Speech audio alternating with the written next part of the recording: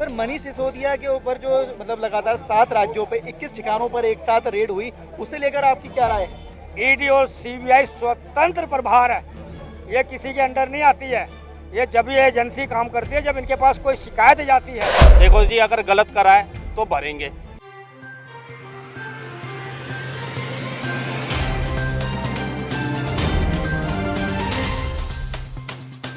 नमस्कार, मैं अभिराज और आप देख रहे हैं द भारत नाउ। इस वक्त हम मौजूद हैं राजधानी दिल्ली में और यहाँ पर हम कनॉट प्लेस आए हुए हैं, जहाँ हम जानेंगे कि लगातार जो सीबीआई की रेड लगातार पड़ रही है। जगह आप देखेंगे कि अभी मनीष सिसोदिया के यहाँ पर उनके कई ठिकानों पर छापेमारी की गई थी, जिसमें शराब नीति को लेकर उनका शक था कि शराब नीति को लेकर दिल्ली सरकार ने यानी कि आप सरकार ने बड़ा घोटाला किया है और उसी को लेकर करीबन 7 राज्यों के 21 ठिकानों पर एक साथ छापेमारी की गई थी, जिसमें करीबन 14 घंटे बाद मनीष सिसोदिया के यहाँ पर सीबीआई रेड मारकर वापस अपने दफ्तर पहुंची। लेकिन उस दौरान उनके लैपटॉप, मोबाइल फ़ोन और सभी चीज़ों को जब्त कर लिया गया था। अब ऐसे में ये जानना ज़रूरी है कि उस रेड को लेकर हमारे देश की जनता क्या सोचती है। तो उसी देश की जनता से हम आज सवाल करेंगे कि उनका क्या कहना है। तो आइए अब हम जुड़ते हैं हमारे बूढ़े बुजुर्गों से और उनसे जानते हैं कि वो हमारे जो सीबीआई की जो रेड पड़ी है मनीष सिसोदिया के यहाँ पर, उसे लेकर क्या सोचते हैं। क्योंकि कहीं ना कहीं इनके पास तजुर्बा भी ज़्यादा है और इनके पास समझ भी ज़्यादा है हमसे, और वो लगातार मतलब जो भी राजनीति हमारे राजधानी के अंदर पिछले कई सालों से हुई है वो उनको बारीकी से देखते आ रहे हैं। तो आइए बात करते हैं। सर मनीष सिसोदिया के ऊपर जो मतलब लगातार 7 राज्यों पे 21 ठिकानों पर एक साथ रेड हुई, उसे लेकर आपकी क्या राय है? तो मैं कहना चाहता हूँ आपको, जो मनीष सिसोदिया का छापा पड़ा है, किसी भी व्यक्ति में, किसी पदाधिकारी में, किसी भी नेता में छापा पड़ता है तो प्रूफ के साथ पड़ता है। बिना प्रूफ के कुछ नहीं होता है। या किसी कंप्लेंट के ऊपर उस पर कार्रवाई की जाती है जो बहुत इतना बड़ा अपराध क्या होता है, उसके बेस में उनके ऊपर वो केस लिया जाता है। बीजेपी और लगातार सीबीआई का यही दावा है कि जो शराब नीति जो दिल्ली में लागू की गई है उसे लेकर ये रेड की गई है। क्योंकि कहीं ना कहीं पहले दिल्ली के अंदर जगह जगह आप देखते होंगे तो देसी मतलब सरकारी ठेके हुआ करते थे, लेकिन आज के टाइम पे उन सबको प्राइवेटाइज कर दिया गया है। जहां एक सड़क पर काफ़ी 4-4 किलोमीटर की दूरी पे एक ठेका हुआ करता था, आज वहां पर 3-3, 4-4 ठेके एक ही सड़क पर खुल गए हैं। तो उनको लेकर आपका क्या कहना होगा कि एक के साथ एक शराब मुक्त, तो ये सही है दिल्ली की जनता के लिए? देखिए, दुर्भाग्यपूर्ण है दिल्ली की जनता के लिए, पर अब इन्होंने कुछ जब शो हल्ला चला है, सीबीआई ईडी आया है शराब की नीति पे, भ्रष्टाचार के ऊपर, तो इन्होंने कुछ कम कर दिए हैं, कुछ के पैसे लौटा दिए इन्होंने।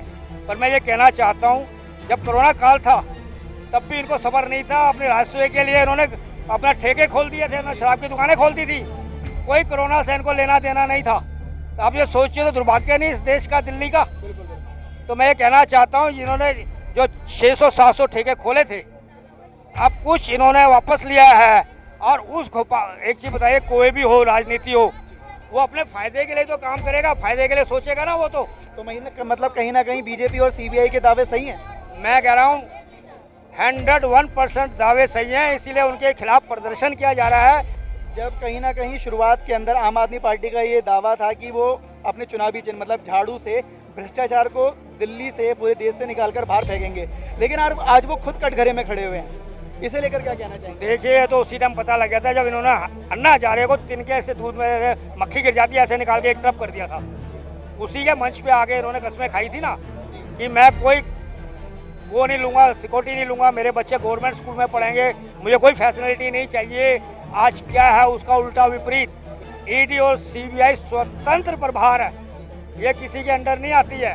ये जब ये एजेंसी काम करती है जब इनके पास कोई शिकायत जाती है और उस शिकायत का प्रूफ लेके ये सामने आते हैं, उसके नाम वारंट निकालते हैं। तो मैं कहना चाहता हूँ, ये विरोधियों का काम ऐसे ही है कि बीजेपी सरकार में है तो उसको बदनाम किया जाए। ये ईडी का दुरुपयोग कर रहे हैं, अपने पे इस्तेमाल नहीं करते हैं, तो ये तो सरासर चोर मचाए शोर वाली बात है। अभी भी लोगों से जुड़ने का सिलसिला लगातार जारी रहेगा। फिलहाल हम बात करते हैं एक और सज्जन से और उनसे जानते हैं कि जो रेड है उसको लेकर उनकी क्या राय है। जी सर, आपका नाम? मेरा नाम मनोज कुमार शर्मा। सर, आप रहने वाले कहाँ के? दिल्ली के।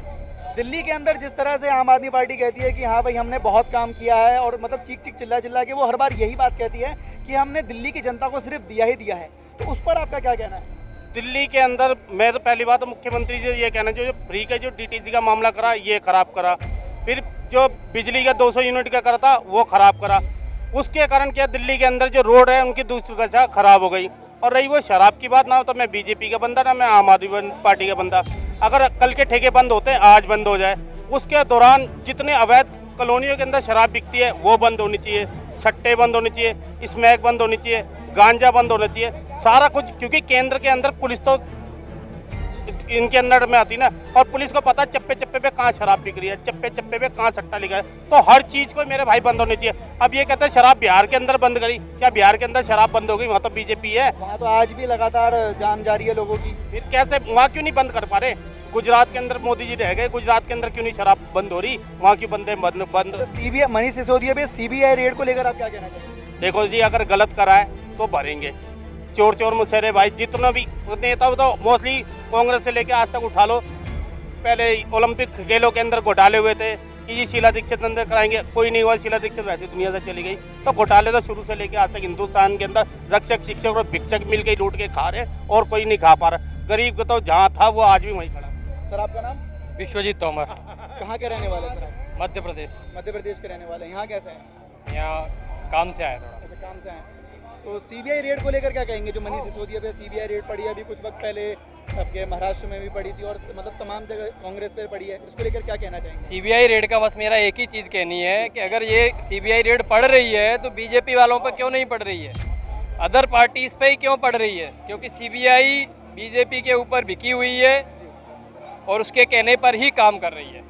मेरा मानना ये है, आज कौन सा ऐसा विधायक है, कौन सा ऐसा एक पार्षद भी, नगर निगम का एक पार्षद भी फॉर्चूनर से चलता है, इतना कितना पैसा इनको मिलता है कि एक फॉर्चूनर से भी चलते हैं, बंगला भी खरीद लेते हैं। अगर एक बार विधायक आदमी बन जाता है तो उसकी 3 पीढ़ी सुधर जाती है। जिस तरह से मतलब लगातार ये दावे किए जा रहे हैं कि आम आदमी पार्टी को लेकर कि उन्होंने शराब नीति को लेकर काफ़ी, क्योंकि जैसा कि आप मध्य प्रदेश के रहने वाले हैं, तो दिल्ली के मैं आपको एक बार समझा दूं कि दिल्ली के अंदर शराब नीति को लेकर लगातार ये दावे किए जा रहे हैं कि उन्होंने कुछ घोटाला किया है इसमें। क्योंकि जिस तरह से पहले सरकारी ठेके थे उन सबको प्राइवेटाइज कर दिया गया, प्राइवेटाइज ठेका करने के बाद आप जैसे कि आपको पता ही है कि काफ़ी वक्त से दिल्ली में ये सवाल किए जा रहे हैं कि भाई एक के ऊपर एक शराब मुक्त देने से ये कहाँ की राजनीति है, और किस तरह से वो ये विकास के रूप में देख रहे हैं, इसको लेकर क्या कहेंगे? तो ठेके तो सब जगह दिल्ली में सरकारी थे, लेकिन और स्टेट में तो अभी भी प्राइवेट थे। मध्य प्रदेश में अभी भी प्राइवेट है। मध्य प्रदेश में जो ठेके थे उससे डबल ठेके आज भी खोले गए हैं। हमारे गांव में ठेका गवर्नमेंट का नहीं था, वो आज खोला गया है। और मैं मानता हूं कि ये सही है कि ठेका खोला गया है, क्योंकि लोग घर में बेच रहे हैं। दारू हर जगह बिकती है। गुजरात में दारू बंद है, नरेंद्र मोदी वहीं से सीएम बन के पीएम बने हैं, आज भी दारू बिकती है, हर घर में बिकती है। वो दारू असली मिल रही है कि नकली मिल रही है, ये कैसे अपन सिद्ध करेंगे? लेकिन जो ठेके से मिल रही है अपन वो तो मानते हैं कि असली मिल रही है। हमारे यहाँ मुरैना जिला में जो दारू बेचने वाले हैं वो कैप्सूल मिला के दारू बेचते हैं। तो ये थी राय राजधानी दिल्ली के जनता की, जो भी सीबीआई रेड जहाँ पे जो भी देश में इस वक्त तमाम ताज़ा मुद्दे चल रहे हैं उनको लेकर। तो इसी के साथ फिलहाल के लिए सिर्फ इतना ही। मैं बहराज कैमरामैन आशु के साथ, भारत नाउ, दिल्ली।